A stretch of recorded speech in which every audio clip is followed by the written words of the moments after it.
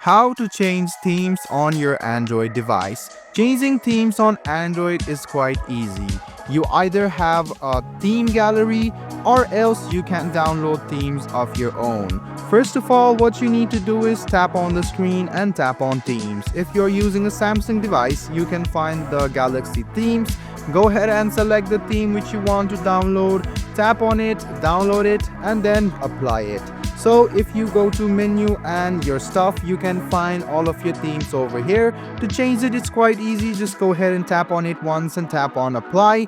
Once you do this, the theme will be changed and all of the surroundings, all of the icons, the time, the place clock, the AODs will be changed as well.